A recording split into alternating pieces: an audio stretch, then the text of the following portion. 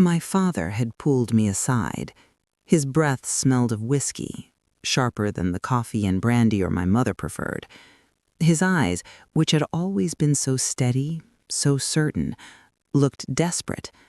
He'd taken my hand, his grip too tight, and he'd told me something I never wanted to know.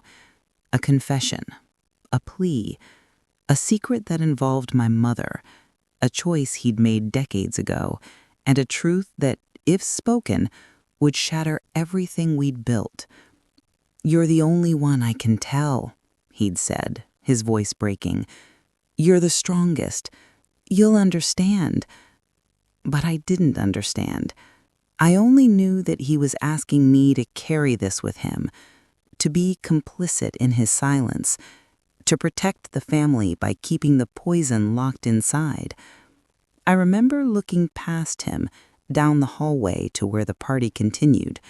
I remember thinking about Linda, my next youngest sister, who worshipped our father, about Karen, who was 7 months pregnant with her first child, about Beth, who was only 19 and still believed the world was fundamentally good, about my mother, who was humming along to Silent Night in the next room. And I remember nodding. I remember whispering, "Okay, Daddy, I won't tell." That was the moment I picked up the stone. From the outside, I was born to be the strong one, the responsible one, the one who held everything together. I arrived first on a cold February morning in 1946, just after the war ended and the country was trying to remember what normal felt like. My parents were young, scared, and hopeful all at once. My mother told me later that when she looked at me for the first time, she'd thought, "This one will be all right. This one knows what to do." It's a strange thing to be labeled capable before you can even speak. But that's what happened to me, and to so many eldest daughters of my generation. We were expected to be little adults, to set the example, to mother our younger siblings, to keep the household running when mother was overwhelmed or father was working late. We learned early that our needs came second, that asking for help was selfish, that love was something you earned through service and sacrifice. By the time I was 10, I was cooking dinner twice a week. By 12, I was balancing the household checkbook when my mother's arthritis made her hands too stiff to write. By 15, I was mediating fights between my sisters, tucking them in at night, checking their homework, braiding their hair for school pictures. I was good at it. I took pride in being needed. My parents praised me for being mature beyond my years. Teachers called me dependable. Friends' mothers said I'd make an excellent wife and mother someday. And I believed them. I believed that my value lay in my ability to hold things together, to smooth over rough edges, to keep everyone else comfortable even when I was drowning inside. When my sisters got into trouble, it was me my parents called on to talk sense into them. When money was tight, it was me who quietly gave up piano lessons so Linda could keep her ballet classes. When my father started drinking more after he lost his job at the plant in 1962, it was me who learned to read his moods, to keep my sisters quiet when he needed peace, to deflect my mother's questions when she worried. I learned to be a vault, a keeper of small secrets and large ones, the place where problems went to be solved, or more often, to be buried. So when my father came to me that Christmas Eve with his terrible secret, it made a horrible kind of sense. Of course he would come to me. Of course I would be the one strong enough to bear it. Of course I would say yes. But what I didn't understand then, what I wouldn't understand for another 50 years, was that being strong doesn't mean you're unbreakable. It just means you're very, very good at hiding the cracks. The secret my father told me that night was about my mother, about a choice she'd made before I was born, about something that had happened during the war, when my father was overseas, and my mother was alone and frightened. Based on what he shared, it seemed she'd been working at a munitions factory and living in a boarding house with other young women whose husbands were also gone, a situation many women face during those difficult years. I won't share the exact details here. They're not mine to tell. Even now, even after everyone involved has passed on. What matters is this. It was the kind of secret that in 1974 would have ruined my mother's reputation, the kind that would have made people whisper in grocery store aisles and church pews, the kind that would have made my sisters question everything they believed about who we were as a family. My father had discovered the truth by accident, he said. He'd found an old letter tucked into a book.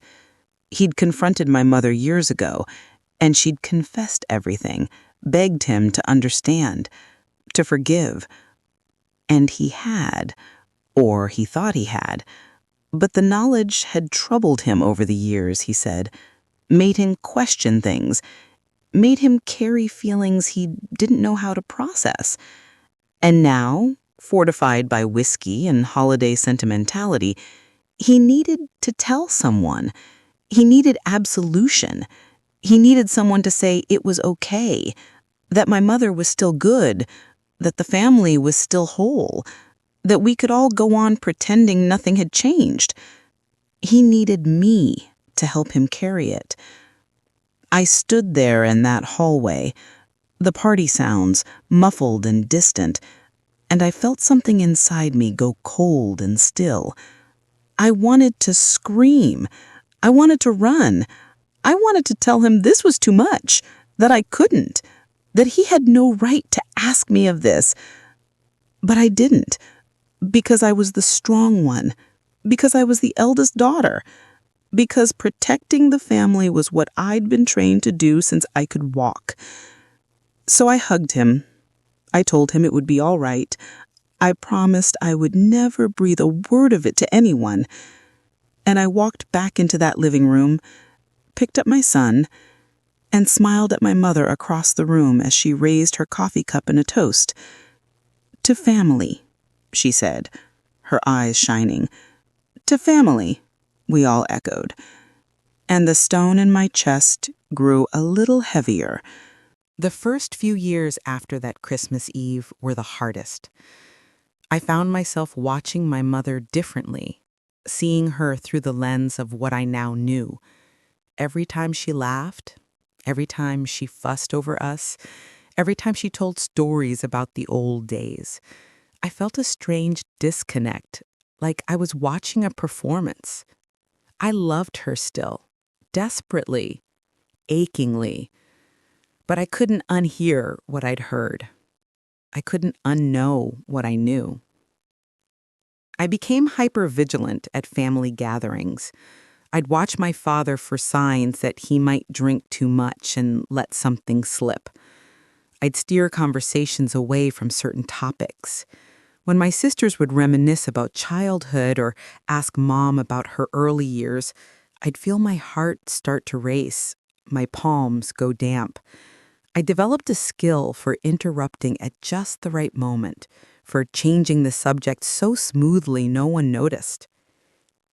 Christmas of 1975 was excruciating. We gathered again, same house, same tree, same traditions. But I couldn't enjoy any of it. Every carol felt like a lie. Every toast felt like a betrayal.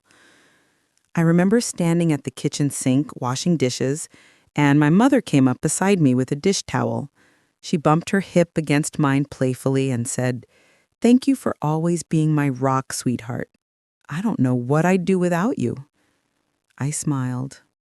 I kissed her cheek, and inside I wanted to shatter into 1,000 pieces. That night, lying in bed beside Robert, I almost told him. The words were right there, pressing against my teeth, but I imagined his reaction, his shock, his pity. I imagined him looking at my mother differently at future gatherings. I imagined the secret spreading, despite our best intentions, because secrets have a way of doing that, of leaking out like water through the smallest crack. So I kept it inside. I told myself it was the right thing to do, the noble thing, the loving thing. By 1976, I'd learned to live with it. The stone was still there, but I'd built my life around it, the way a tree grows around a piece of metal lodged in its trunk. I focused on my own family. Robert and I had our second child, a daughter we named Emily. I threw myself into motherhood, into PTA meetings and soccer practices and birthday parties. I kept busy. I kept moving. Because if I stopped, if I sat still for too long, I could feel the weight of it pressing down, threatening to crush me. My father stopped mentioning it after that first year. It was as if, having transferred the burden to me, he could finally breathe again. He seemed lighter, happier.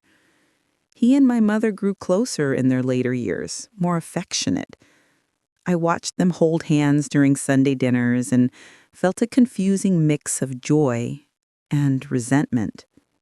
I was glad they'd found peace, but I was the one paying the price for it. The years stretched into decades. My children grew up. Robert retired from his job at the accounting firm. We moved to a smaller house, a quieter neighborhood.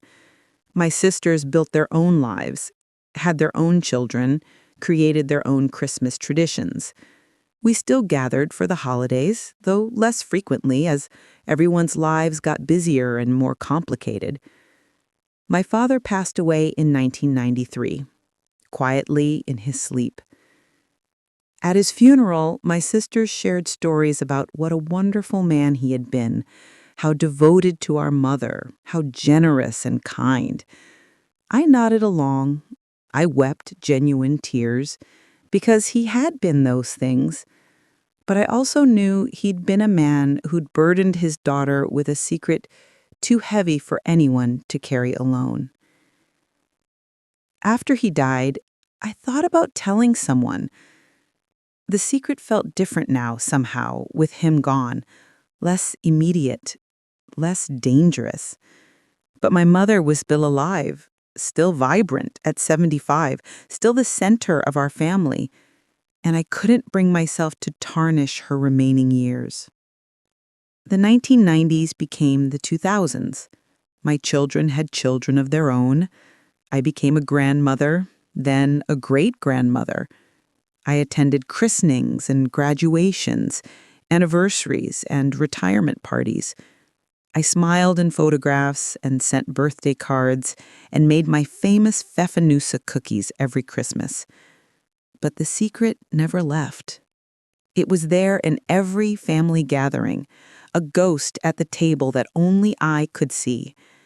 It was there in every late-night moment of insomnia, in every therapy session I attended but never quite told the whole truth in every journal entry I started and then burned. Research on the psychological impacts of secret-keeping has shown what I experienced firsthand. Studies have found that maintaining secrets can lead to increased blood pressure, chronic stress, depression, and anxiety. The cognitive burden of keeping secrets demands emotional resources, creating what researchers describe as carrying a heavy weight that makes every other task more difficult. I could have told them that without any study. I watched my body carry the burden over the decades, the tension headaches that started in my 30s, the digestive issues that plagued my 40s, the panic attacks that appeared in my 50s, seemingly out of nowhere, the insomnia that defined my 60s and 70s. My husband knew something was wrong. How could he not? We'd been married for over 50 years. He'd watched me wake up gasping in the night. He'd held me when I cried for reasons I couldn't explain. He'd gently asked, so many times, if there was something I needed to tell him. And every time I'd said no. I'd smile and change the subject and pour us both more coffee. Because the secret wasn't just about protecting my mother anymore. It had become part of my identity. The keeper, the strong one, the daughter who could be trusted with anything. I didn't realize until much later that I'd confused strength with silence, that I'd mistaken protection for pain, that I'd spent 50 years believing I was saving my family, when really I was only destroying myself. My mother passed away in 2019 at the remarkable age of 98. She went peacefully, surrounded by all 4 of her daughters, her grandchildren, and even a few great-grandchildren. Her last words were, "I'm so proud of all of you." After her funeral, after the house had been cleaned out and her belongings divided, after the thank you notes had been sent and the estate had been settled, I found myself sitting alone in my living room one evening. Robert had gone to bed. The house was quiet, except for the ticking of the grandfather clock in the hallway. And I realized something that stopped my breath. I was still carrying it. The secret. The weight. Even though everyone involved was gone. Even though there was no one left to protect or hurt, I was still holding on to it with both hands, like a child clutching a broken toy she's too afraid to throw away. I thought about my own mortality. I was 83 years old, not ancient, but not young either. Time had a different quality now, a finiteness I could feel in my bones. And I thought about what I would regret if I died tomorrow. What would I wish I had done differently? The answer came to me with startling clarity. I would regret spending my whole life carrying someone else's burden. I would regret never being fully myself with the people who loved me most. I would regret believing that strength meant suffering in silence. I decided, right then, that I was done. I was going to tell someone. I was going to set this stone down, finally, after 50 years of carrying it. Even if it changed how my sisters saw our parents. Even if it hurt. Even if they were angry with me for keeping it from them for so long. Because the truth, I realized, wasn't actually that terrible. It was a human story. A sad story, maybe, but not a shameful one. Not really. Not when you understood the context, the time, the circumstances. My mother had been young and scared and alone. She'd made a choice that she'd had to live with for the rest of her life. And my father had loved her enough to forgive her, even if he'd never quite been able to forget it. The real tragedy wasn't the secret itself. It was the 50 years I'd spent letting it control me. The 50 Christmases I'd only half enjoyed because I was always guarding, always watchful, always afraid. I called my sisters. I asked them to come over for dinner, all 3 of them, without their husbands or children. Just us. Just the 4 daughters. They came, curious and a little worried. When you're in your 80s and your sisters are in their 70s, a mysterious dinner invitation can feel ominous. We ate pot roast and mashed potatoes, my mother's recipe. We drank wine and talked about safe things, the grandchildren, the stock market, the latest political scandals. And then, when the dishes were cleared and we were sitting around the table with coffee and cookies, I took a deep breath. I need to tell you something. Something Daddy told me a long time ago. Something I should have told you years ago, but I was too scared. And then I told them. Everything. The Christmas Eve confession, the secret about Mom, the 50 years I'd carried it alone, the weight of it, the fear, the loneliness, the way it had shaped my entire adult life. I wept as I talked. Tears I'd been holding back for half a century poured out of me. I expected them to be angry. I expected judgment, hurt, betrayal. Instead, Linda reached across the cable and took my hand. Karen was crying too. Beth just looked sad and wise, the way only the youngest sibling can when they finally understand something about the family they'd always sensed but never known for certain. "Oh, honey," Linda said softly, "you've been carrying this alone all this time?" I nodded, unable to speak. "That must have been so hard," Karen whispered. "I can't imagine." Beth shook her head slowly. "You know, I always wondered why you seemed so tense at Christmas, why you could never quite relax. I thought it was just your personality. But it was this." We talked for hours that night. We cried together. We shared our own secrets, smaller ones, but secrets nonetheless. We talked about Mom and Dad, about the complicated reality of loving imperfect people. We talked about eldest daughter syndrome, about the burdens we put on our children, about the ways families hurt each other while trying to protect each other. And slowly, gradually, I felt something I hadn't felt in 50 years. Light. The stone I'd been carrying was dissolving, its weight shared among 4 sets of shoulders now instead of just mine.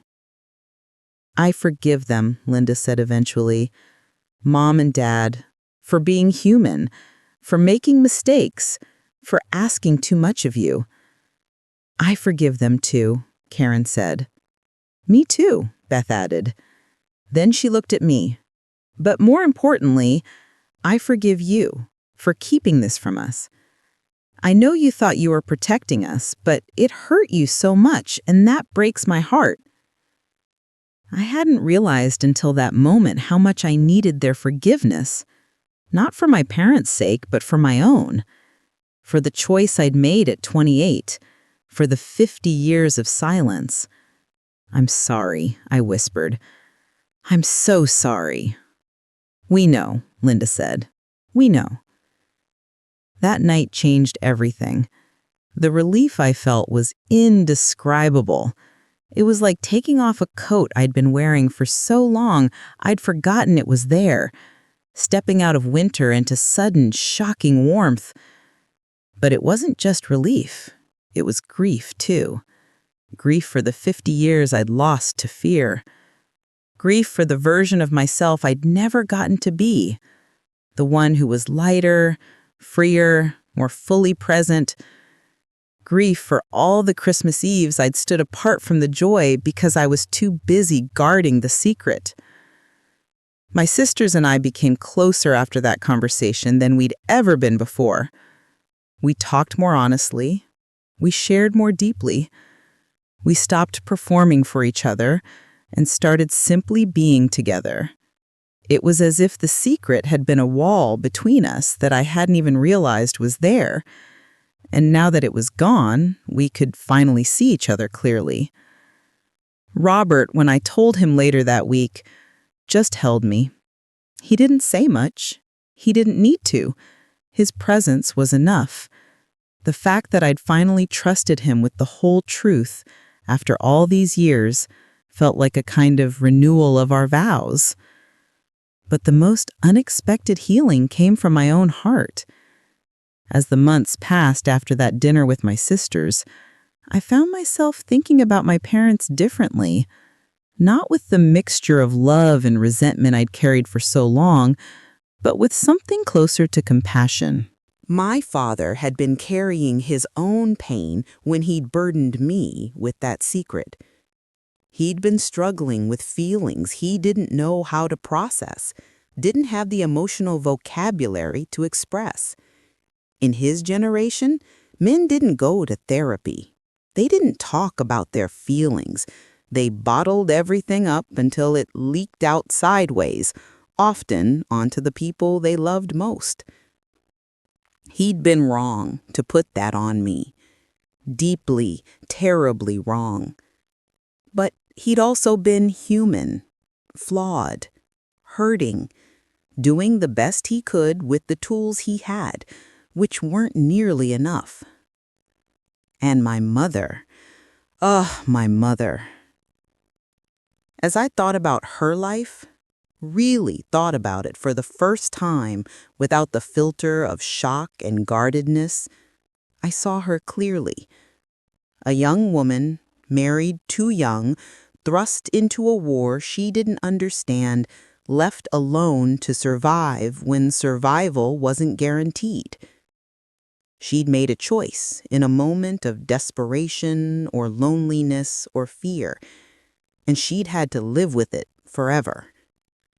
She'd never gotten to process it, never gotten to heal from it, because the shame of that era wouldn't allow it.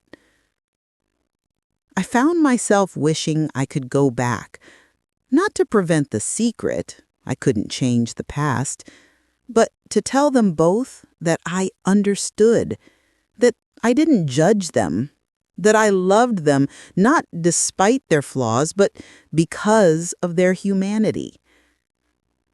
I wished I'd been brave enough to have that conversation while they were still alive. But maybe that's the point of sharing this story now, with you. Maybe that's why I'm finally speaking these words aloud after 50 years of silence. Because I want you to know what I learned, so you don't have to learn it the same painful way I did.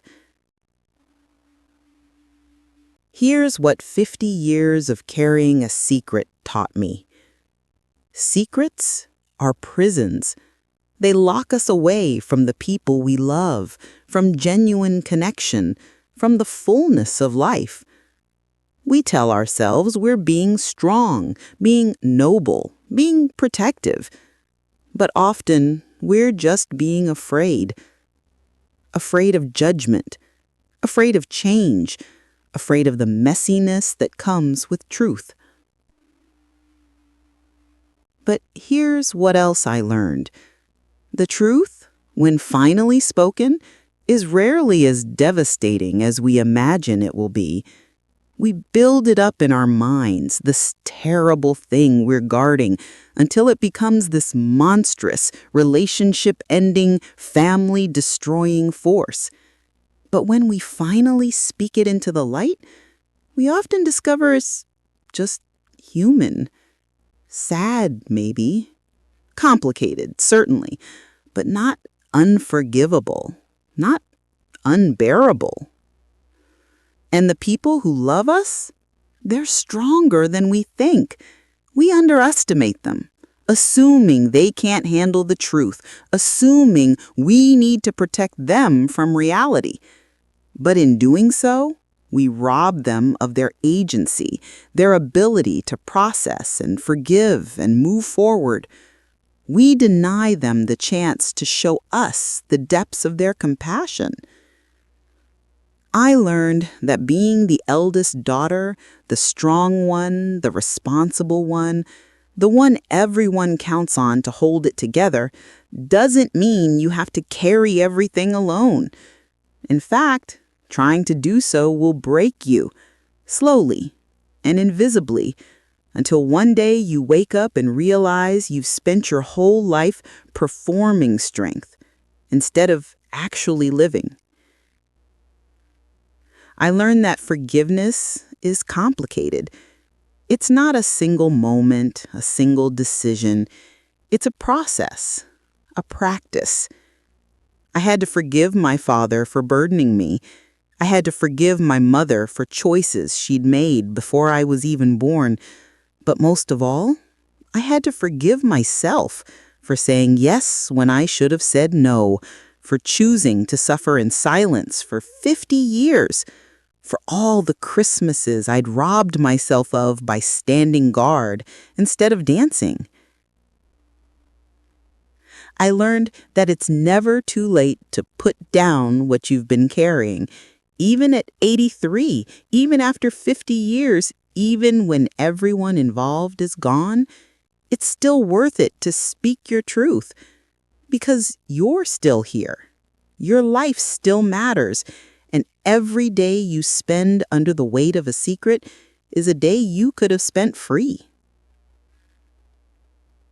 And I learned, perhaps most importantly, that Christmas, this beautiful, complicated holiday we celebrate together, is meant to be about joy and connection and love, not performance, not perfection, not the desperate protection of some idealized version of a family that never really existed in the first place. This past Christmas was my first one without the secret. I'm 84 now. My hands shake a little when I pour the coffee. My knees complain when I kneel to pick up wrapping paper. But my heart feels lighter than it has in half a century. We gathered at Linda's house, all 4 sisters, our children and grandchildren and great-grandchildren.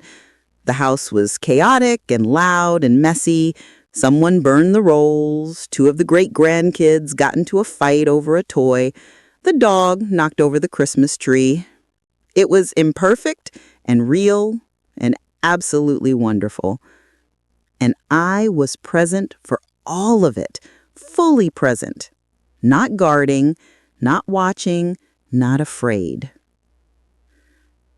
At one point, late in the evening, after most people had gone home and just the sisters remained, Linda raised her glass to Mom and Dad, who were human and flawed and tried their best, and to us for loving them anyway, and to you, she looked at me, tears in her eyes, for finally trusting us with the truth. To truth, Karen echoed. To freedom, Beth added. To family, I whispered, the real kind, the honest kind. We drank, and for the first time in 50 years, when I said those words, to family, I meant them completely. If you're listening to this story, if you've stayed with me through all these words, maybe you're carrying something too. Maybe you have your own Christmas secret, your own hidden weight, your own stone pressing against your chest.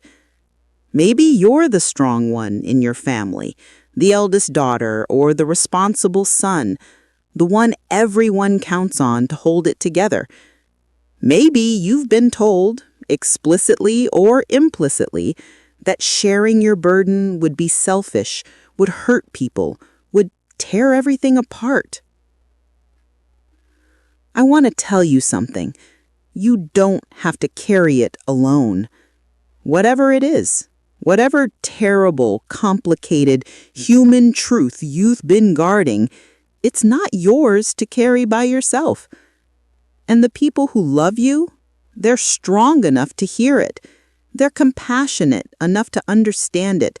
They're brave enough to help you carry it. Will the truth be messy? Probably.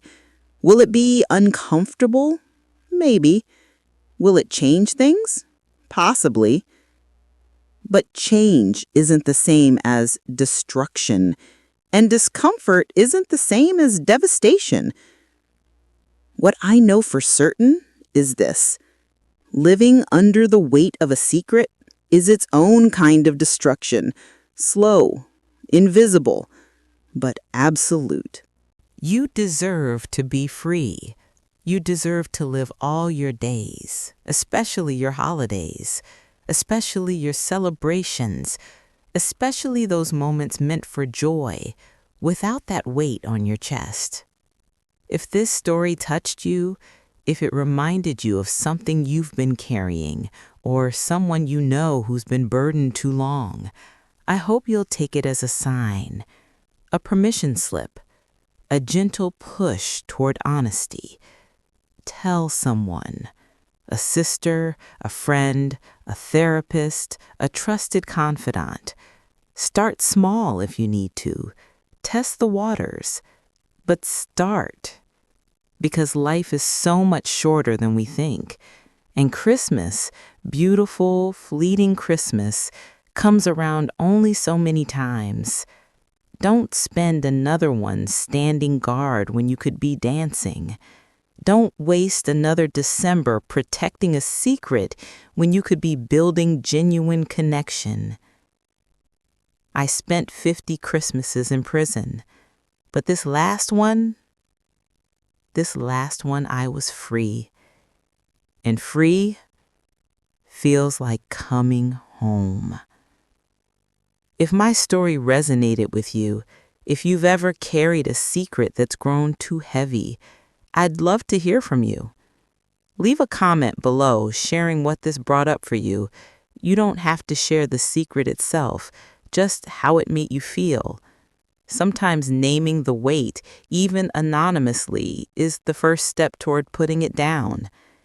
And if you know someone who needs to hear this, someone who's been the strong one for too long, someone who's been carrying too much alone, please share this story with them.